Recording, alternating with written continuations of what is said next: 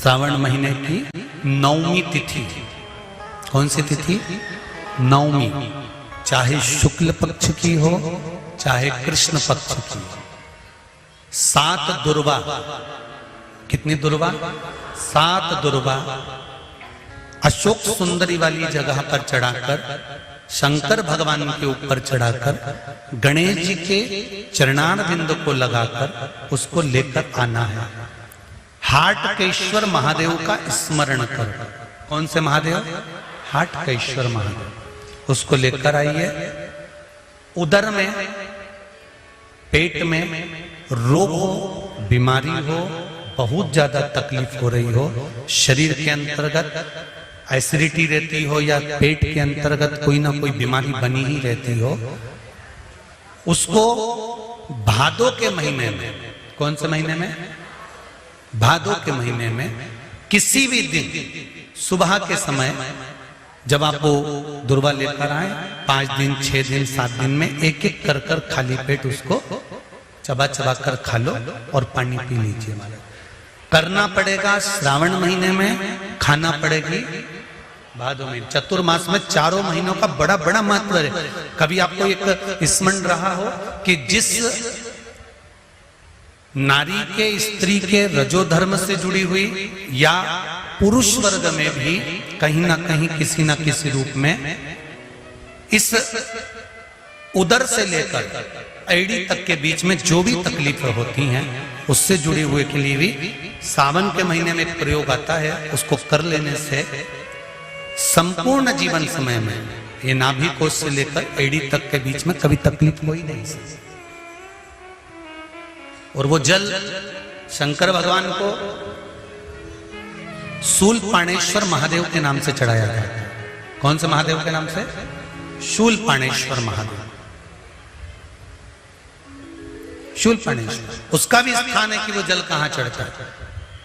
तो पहले तो 9वीं तिथि का दुर्वा प्रयोग भगवान शंकर को समर्पित करते हुए, अशोक सुंदरी वाली जगह पर समर्पित करते हुए श्री गणेश जी महाराज को कहकर, आपको याद होगा जिस समय पर श्री गणेश जी महाराज कुबेर जी महाराज के घर में भोजन करने गए थे, सारा अन्न भगवान गणेश जी पा गए थे, तब शंकर भगवान ने दुर्वा भेजी थी। ये दुर्वा जब गणेश जी को भेजी गई थी तो वो औषधि के लिए भेजी गई थी कि गणेश जी ने ज्यादा पा लिया है तो शरीर में रोग ना हो जाए, पेट में कोई रोग ना हो जाए। तब शिव जी ने भेजी थी अशोक सुंदरी के माध्यम से। इस दुर्वा का प्रभाव रोग मुक्ति के लिए किया गया। तो रोग दुर्वा महाराज श्रावण महीने की 9वीं तिथि। कौन सी तिथि? 9वीं। चाहे शुक्ल पक्ष की हो चाहे कृष्ण पक्ष की। पत्र, एक चावल का दाना, एक पुष्प, एक लोटा जल जीवन की सार्थकता है। एक दिन शाम का समय, प्रदोष का दिन,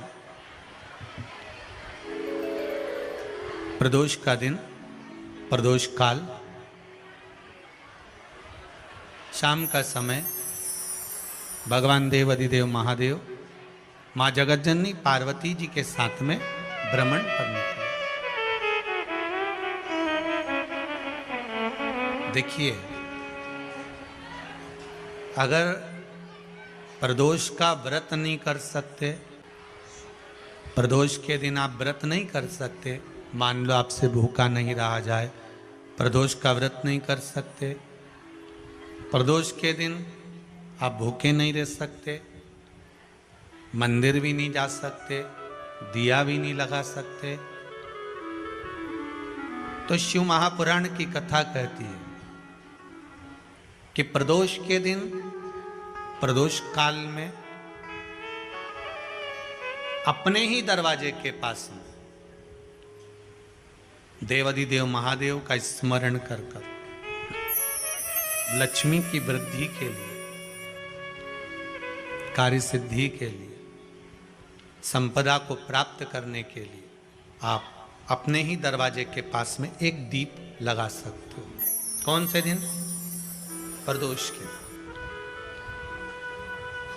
एक बात और अच्छे से समझ लीजिए, जो बच्चे चिड़चिड़े होते हैं, चाहे घर में बेटे हों, बहुएं हों, सास हो, ससुर हो, परिवार में छोटे छोटे बच्चे हों, चिड़चिड़ प्रवृत्ति करते हों या चिड़चिड़ा स्वभाव हो, जरा जरा सी बात में क्रोध आ जाता हो, बोलने का भान नहीं रह पाता हो, शब्दों के बाण चलते हों, तो महाराज प्रदोष के दिन, प्रदोष काल में बेलपत्री के पेड़ के नीचे एक, जो पत्ता आपके पास में हो, पान का मिल जाए तो पान का, पीपल का मिल जाए तो पीपल का, बेलपत्र का मिल जाए तो बेलपत्र का, उस पत्ते पर मात्र थोड़ा सा शहद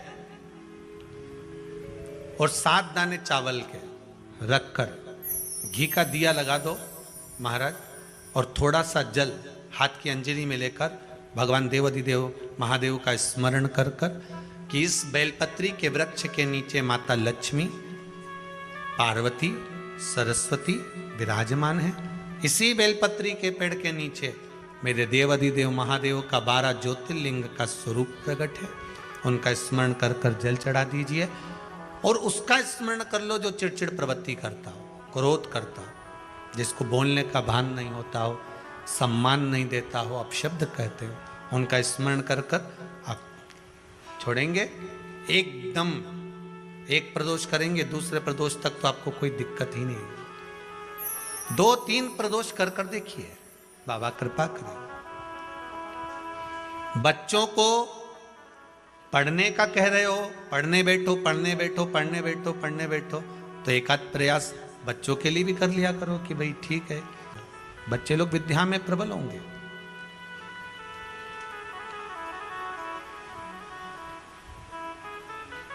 शिव उपासना का जो फल है वह 1000 गुना। पहले भी कथा में आज फिर कहते हैं, शिव मंदिर में जल बाद में चढ़ाना, शंकर के मंदिर में जाकर पंचामृत स्नान बाद में कराना, शंकर जी के मंदिर में जाकर पूजन बाद में करना, पहले थाली एक और रखकर शिव मंदिर में झाड़ू, पोछा या जो बेलपत्री, निर्माल्य जो भी रखा हो, उतरा हुआ सामान, उसको भरकर कहीं एक और जहां मंदिर वाले रखते हो वहां ले जाकर रख दो। झाड़ू पोछा एक बार जरूर। पूजन करने से पहले सबसे पहले सफाई का ध्यान रखो और एक विश्वास रखना, आप मंदिर की सफाई नहीं कर रहे हो, फिर निवेदन करूंगा आपको, आप मंदिर की झाड़ू नहीं लगा रहे हो, आप मंदिर की सफाई नहीं कर रहे हो, आप मंदिर में पोछा नहीं लगा रहे हो। जितना हाथ आप मंदिर में फेर रहे हो सफाई के लिए, उतना आपके जीवन में जितना दुख है, जितनी तकलीफ है, जितना कष्ट है, जितनी बीमारी है, उस पर हाथ फेर रहे हो, मंदिर में नहीं फेर रहे हो। नहीं तो सारी दुनिया में जितने मंदिर हैं, सारे मंदिरों में ट्रस्टियों ने कुछ ना कुछ लगा के रखा है। स्वीपर आता है, साफ करके जाता है, ये आएगा सफाई कर कर जाएगा, पंडित जी होंगे तो बुआरी लगा देंगे, पंडित जी होंगे सफाई कर देंगे। उन्होंने तो पंडित जी को बोल के रखा है कि साफ कर दो, पंडित जी करते भी हैं, पर पहला फर्ज आपका है कि आप मंदिर में आए हो तो पहले आप सफाई करो। क्यों? क्योंकि हम उसका द्वार साफ रखें। आज के समय में तो एक नियम हो गया साहब कि मंदिर में जाते हो तो मंदिर के दरवाजे पर चप्पल उतार के जाते हो, नहीं तो शास्त्र रीति तो ये कहती है कि मंदिर में भगवान सामने बैठा है तो उसके सामने चप्पल भी नहीं उतरना चाहिए। तो कई लोग कहते हैं मंदिर के अंदर थोड़ी ना उतर, हम तो जीने से भी बाहर, एकदम गेट के बाहर वहां उतर, पर सामने तो है ना, सम्मुख में तो है। तुम्हारे यहां अगर 4 लोग दिवाली मिलने आते हैं ना, तो तुमने चप्पल रखने का भी स्टैंड बनाकर रखा है, साइड में उतारिए, दहली पर मत उतार देना, थोड़ा साइड में उतारो, सामने से सब आते जाते रहते हैं, सामने उतारो, सम्मुख में क्यों उतार रहे हो?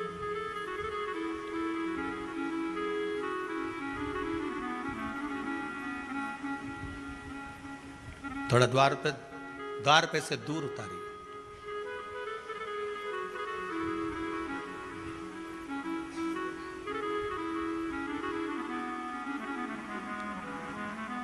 अभी तो कुबेरेश्वर धाम में काम चल रहा है, आप लोग जो दान दे रहे हो आपके दिए हुए दान से निर्माण चल रहा है। अभी तो आप पहनकर जूता चप्पल भी अंदर आ जाते हो। भले दूसरे मंदिरों में चप्पल पहनकर हमने देखा है, आधिकाधिक मंदिरों में, ब्रजभूमि पर भी बहुत मंदिरों में लोग अंदर जूता पहनकर चले जाते हैं, पर जब तक बाबा नहीं बैठा तब तक तो आप पहन कर आ रहे हो। जिस दिन बाबा कुबेरेश्वर धाम में आकर बैठ गया, उसके बाद वो दोनों गेट पर चप्पल बाहर ही रहेगी। आओ आप, कंकर से शंकर जब शरीर से लगेगा तब सुख भोगोगे, आनंद भोगोगे, सुख की प्राप्ति। अपने द्वार पर भी कितना सुंदर लिखा है भविष्य पुराण के अंतर्गत, और विष्णु पुराण में भृगु बाबा का चरण का चिन्ह भगवान विष्णु की छाती पर रहा। भगवान विष्णु की छाती पर भृगु बाबा के चरण का चिन्ह रहा।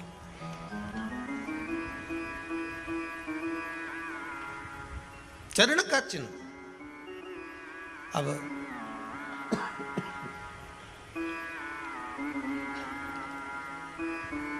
भविष्य पुराण में लिखा है कि अगर हम मंदिर के द्वार पर घर के चौखट के एकदम सामने चप्पल उतार देते हैं, 7 बार दिन भर में से, कितनी बार? 7 बार विष्णु पुराण कहती है ऐसा कोई दिन नहीं होता जिस दिन दरवाजे पर 7 बार लक्ष्मी आकर खड़ी नहीं होती हो। कल एक कथा कही थी आपको कि प्रत्येक मनुष्य के भाग्य में सुख लिखा है, केवल मंथन करना। भविष्य पुराण कहती है 7 बार लक्ष्मी प्रत्येक मनुष्य के दरवाजे पर जाकर खड़ी होती है, पर द्वार पर चप्पल पड़ी होने के कारणवश वो लौट कर चली जाती है। बहुत ध्यान दीजिएगा महाराज, थोड़ा सा आपको बुरा लगेगा, लग जाए, पर शिव पुराण है, जीवन संवार देगी तो अच्छी बात है, जीवन संवार दे तो अच्छी बात है। मंदिर के द्वार पर हम जब चप्पल छोड़ते हैं, जिस मंदिर की चौखट पर चप्पल छोड़ी है, आप जितनी देर आराधना में लगे रहते हैं उतनी देर तक आपकी चप्पल पर जितने लोग लांग कर जाते हैं, जितने लोग लांग कर प्रवेश करते हैं, उसका भी दुख आपके भाग्य में आता चले जाता है। ध्यान दीजिएगा जरा, चप्पल का भविष्य पुराण में पढ़िएगा कभी कि पादुका का महत्व क्या है, पादुका किस ओर उतारना चाहिए, पादुका को कहाँ रखना चाहिए, किस जगह पर बुआरी झाड़ू को रखना चाहिए, किस जगह पर चलनी को रखना चाहिए, सुई उस सुई को जिस हाल में सब बैठते हैं उस हाल में क्यों रखा जाता है? सुई तो इतनी सी है, पर जिस हाल में सब बैठते हैं उस हाल में ना तो झाड़ू रखते हैं, उस हाल में ना चलनी रखते हैं। भैया क्यों नहीं रखते? कारण क्या है कि जिस हाल में सब बैठकर बात करें, आवक जावक की बात हो, व्यापार की बात हो, लक्ष्मी की बात हो, प्रेम स्नेह की बात हो, आपस में बैठकर सब चर्चा कर रहे हो, अगर वहां छलनी होगी, झाड़ू होगी, तो बैठे बैठे बात करने में विवाद चालू हो जाएगा। 15-20 मिनट तुमने बहुत प्रेम की बात करी, अच्छे से बात करी, पति पत्नी बहुत प्रेम की बात कर रहे थे, मालूम पड़े बात करते करते से कब झगड़ा उत्पन्न हो जाए तो समझ में नहीं आया। हमारी बहू को क्या हो जाता है, बैठे बैठे बात करते करते झगड़ा कर देती है, जरा सी बात में झगड़ा चालू हो जाता है। कारण क्या है? जिस हाल में तुम बैठ रहे हो, जिस कमरे में तुम बैठ रहे हो, जिस हाल के अंदर सब बैठकर चर्चा करते, बात करते, चित्त करते, आपस में बैठकर सब लोग एक दूसरे के बातचीत करने बैठे हैं, आय व्यय देखने बैठे हैं, दुकान व्यापार की बात करने बैठे हैं, उस जगह पर भी झगड़े का क्रम कहां से आ गया? एक ना एक का मुंह क्यों फूल गया? कारण क्या था? कोई बात टेंशन क्यों आ रहा है? मतलब उस हाल में या तो चलनी रखी है या झाड़ू रखी है, भले तुमने सोफे के नीचे फंसा दियो, भले तुमने पीछे फंसा दियो, पर पड़ी जरूर है, रखी जरूर है, कहीं ना कहीं पड़ी होगी। क्यों कहते हैं कि जिस हाल में आप बैठ रहे हो, जहां पर आप संपदा की बात कर रहे हो, दौलत की बात कर रहे हो, व्यापार की बात कर रहे हो, व्यवसाय की बात कर रहे हो, उस हाल में अगर कहीं कैलेंडर टंगा हो, कोई सामान ऐसा रखा हो, कोई पर्दा ऐसा लगा हो, कोई चीज ऐसी लगी हो, तो उसमें एक सुई उसमें रख दीजिए। क्यों कहते हैं? हमारे यहां दूल्हा भी जाता है ना, तो उसका जो साफा बनता है या जूता उसको पहनाते हो, उस तक में पिन टच करके भेज देते हैं। बोलो सही है कि गलत है? दूल्हा तोरण लगाने जा रहा है, दूल्हा तोरण देने जा रहा है, तो उसके जूते में भी पिन घुसेड़ कर भेजते हैं, पिन लगा कर भेजते हैं, उसके साफे में पिन लगा कर भेजते हैं। एक भले सुई नहीं लगाएंगे तो आलपिन लगा कर भेज देंगे। क्यों भेजते हैं? उसका कारण क्या? कि लक्ष्मी को लेने जा रहा है, संपदा लेने जा रहा है।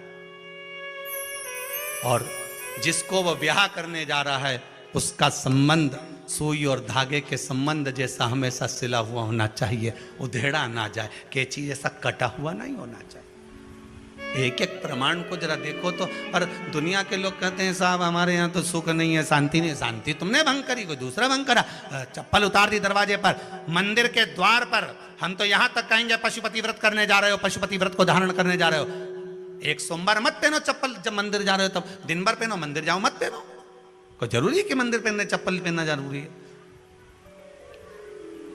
मत पहनो। मंदिर के द्वार पर जहां भगवान विराजे हैं उसके द्वार पर अगर आपने चप्पल उतारी है आप तो अंदर चले गए। पर जितने लोग लांग रहे हैं उसका मालूम, उसका स्मरण कितना कितना गया। छाता, चप्पल, आसन,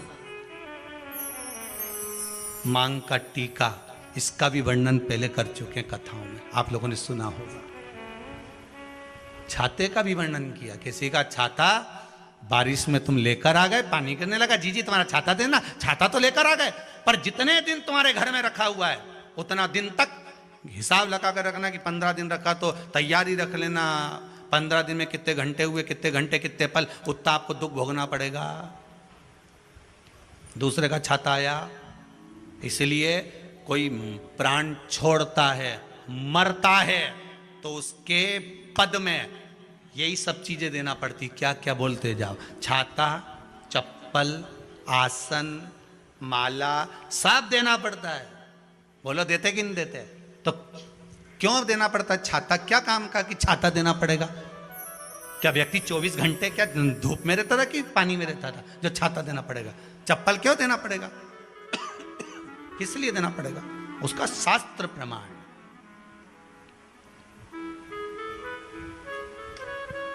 जरा सा राजा परीक्षित ने जरासंध के मुकुट को सिर पे पहन लिया था और बुद्धि बदल गई थी। शमीक बाबा के गले में मरा हुआ सर्प डाल दिया था।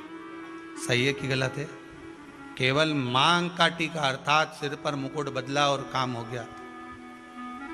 बहुत ध्यान देना पड़ता है महाराज, बहुत ध्यान देना पड़ता है।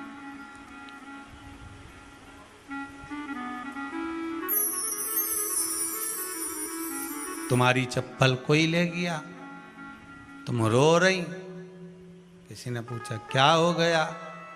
मेरी चप्पल कोई ले गया था, फिर मैं दूसरे की ले गई। तुम्हारी कोई दूसरा ले गया, तुम दूसरे की ले।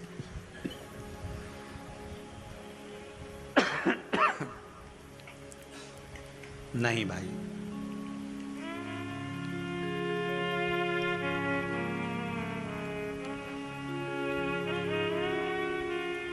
उसको प्राप्त करने के बहुत तरीके हैं। एक सत्य बात कहें, 7 बार लक्ष्मी प्रतिदिन मनुष्य का द्वार झांकने के लिए आती है। ऐसा कोई दिन नहीं जाता जिस दिन तुम्हारा भाग्य भगवान पलटने के लिए नहीं बैठा हो। वो तो इंतजार करता है कि ये गेंद फेंके और मैं चौका छक्का लगा दूं। वो कहते हैं ना, एक ओवर में कितनी गेंद फेंकते हैं? जम के बोलो। अरे एक ही फेंकते हैं। एक ओवर में कितनी गेंद फेंकते हैं? एक। वही गेंद बार बार फेंकते हैं ना, गेंद तो एक ही है नहीं। वो तो बार बार गिनाया तो 6 बार गिना, तो फेंकी तो एक ही है कि बदल बदल के फेंक दी, पीली नीली हरी गुलाबी? नहीं, एक ही है।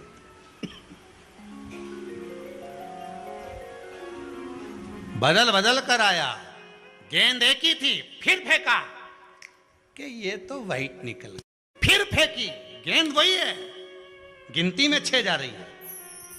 1 साल निकल गया, 1 दिन निकल गया, फिर गेंद फेंकी। अरे साहब, एक भी रन नहीं बना। फिर फेंकी, अभी भी नहीं बना। फिर फेंकी तो क्या बाउंड्री तक तो पहुंच गई है। अब की बार जो फेंकी तो कि ऊपर से निकल गई सीधे 6 पे पहुंच गई।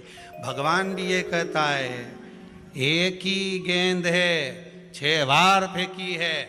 शास्त्र कहता है 7 बार दरवाजे पर लक्ष्मी आती है, मौका देखती है कि कब मौका मिले मैं इसके घर में प्रवेश कर जाऊं। पर कभी कभी ये निंदा करती दिखती है, कभी बहू की चुगली करती दिखती है, कभी टीवी में मन लगाए दिखती है, कभी सुई धागा लेके बैठी मिलती है, कभी झाड़ू लगाती फिरती है, कभी दरवाजे पे चप्पल खुली मिल जाती है, कभी कुछ मिल जाता है। मैं बार बार आती हूँ, अब नहीं माने तो मैं कई करूं, मेरे को तो जाना पड़ेगा। मेरे को तो जो नियम है, सर्विस करने वाला, नौकरी करने वाला तो टाइम पे आएगा। तुम भले कंप्यूटर चलवाओ, चाहे मोबाइल उड़वाओ, चाहे तुम लिखा पढ़ी करवाओ, बोलो सही है गलत है, उसको तो करना है। बोलो साहब क्या करना पड़ेगा, लग जाओ कंप्यूटर पे, लग जाओ, उठाओ मोबाइल, ये तो उसको तो करना है। वो तो टाइम पे पहुंच गया 9 बजे। लक्ष्मी जी भी टाइम पे आती है। आई दरवाजे पे क्या देखा उसने कि ऐसा ऐसा है। कई कई की तो आदत पड़ी, रोटी घर में बना हुआ सारा दाल चावल सब्जी वब्जी जो बच गई उठा के मैं दरवाजे के पास में रख के आ गई। लक्ष्मी जी सोचे बताओ ऐसा तो पहले से रख, अंदर चली गई और ऐसा खिला दिया तो मैं तो नहीं जाऊं। लक्ष्मी जी वापिस चलती। कई लोगों की आदत, आटा छना हुआ, ऊपर की जो चापड़ थी उनने कहा गाय खा के चली जाएगी, ओटला पे पटक के आ गई। लक्ष्मी जी इतने में आई कि चापड़ तो यहाँ पटक के चली गई, मैं काय को जाऊं, छलनी में से जा उधर, नहीं जाऊं। कितना कितना कहा है महाराज, केवल एक दिन का इंतजार रहता है, दिवाली आए लक्ष्मी जी महाराज घर आएगी ने, लीप लिया ने, पोत लिया ने, मांडना भी मांड लिया, लक्ष्मी जी का पाँव भी मांड लिया ना, कमल का फूल भी मंगवा लिया, गेंदा की माला भी बुलवा ली, सारी गेंदा वेंदा की माला दरवाजे पे भी लगा दी, चौक मोक पूर के बेटी इंतजार में, लक्ष्मी जी आएगी, लक्ष्मी जी आएगी। लक्ष्मी जी बोली मैं तो रोज आऊँ री जी, मैं तो रोज आऊँ, पर कई करूँ थारी बुद्धि काम नहीं करे, मैं कई करूँ, मैं तो रोज आऊँ। फिर के लक्ष्मी मैया अब की बार आ गई तो जाजे मती रही, बड़ी तकलीफ में हूँ। लक्ष्मी जी बोली नहीं जाना तो पड़ेगा, दिवाली का दिन है, हमारे 10 के घर जाना पड़ता है, बड़ी मुश्किल से तो गुजिया पपड़िया मिलता है, नहीं जाऊंगी तो अच्छा नहीं लगेगा, तो जाना तो पड़ेगा, पर रोज आऊंगी, प्रतिदिन आऊंगी। तू अगर मुझे रोक सकती है और अपने घर में बुला सकती है तो बुला ले, और आऊंगी मैं प्रतिदिन और जाऊंगी भी मैं प्रतिदिन। लक्ष्मी आती भी खूब है और जाती भी खूब है, एक जगह टिकती कभी नहीं है, बस उसको बुलाने का तरीका होना चाहिए।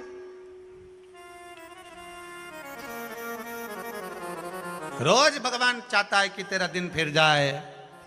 कथाओं में भी आप लोग बोलती हो, आंवला नवमी वगैरह की बोलना, जैसे ही का दिन फिरया, ऐसी बोलती हो ना, कथा कहानी सुनती हो जब, कैसे बोलते हो कहानी सुनने के समय पे, जैसे ही का दिन फिर यानी वैसा हमारा दिन फेर जे माता, ऐसा कर जे माता। तो माता जी बोले मैं तो रोज का दिन फेरूं तेरा, तू काहे के चिंता करे री कमला, काहे चिंता करे, मैं तो रोज का फेरूं, तू सुधरे तो मैं तो बिल्कुल तैयारी में।